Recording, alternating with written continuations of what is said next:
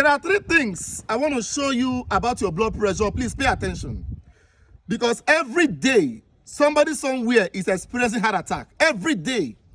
Millions of persons are going every year because of heart-related issues. Whenever a celebrity goes down, oh, it will trend because it's a celebrity. But the truth is, every day people are going down. Recently, we heard about the deputy governor of Bayelsa State. You know, forget that it's something that happens on a daily basis, that people slump in their offices, in their house, different places. And one thing that can help you know how your heart is doing, one of the things you can pay attention to is your BP. On its own, sometimes, BP may not give you any sign. It may not give you any sign at all. That's the reason I advise you from time to time on your own, go and check your BP. Don't wait. Something happened on Monday at FMC. A woman who is a senior staff there, they brought the husband.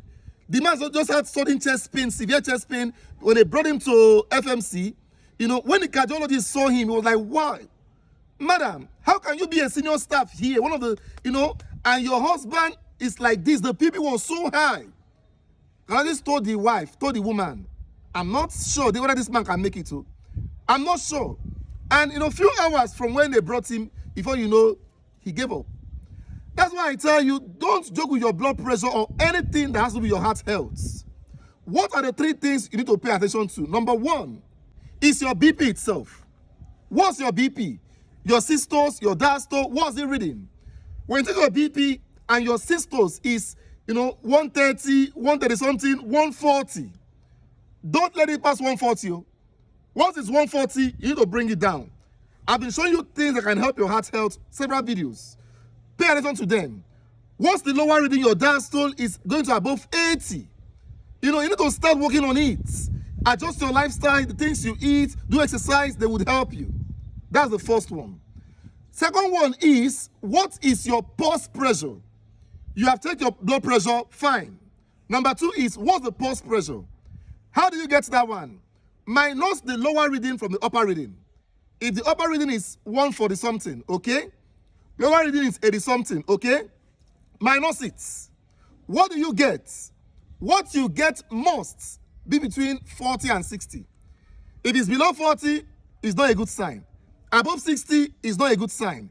See, when you monitor things like this, you're going to be on an advantage. When anything is going wrong, you can easily, know what to do.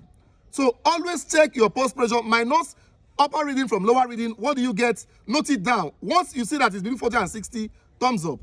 But anything above that is not a good sign at all. You are at a risk of heart issues, of heart attack. So pay attention. Then the third one is, what is your pulse itself?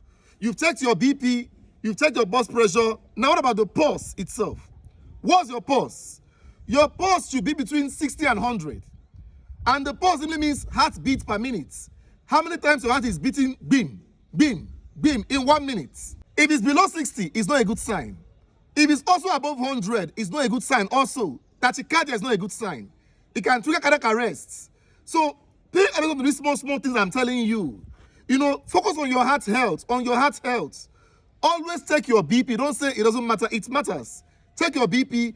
When anything is wrong, you have the advantage of, doing what you need to do to make sure it is right. Hope you understand. Stay healthy.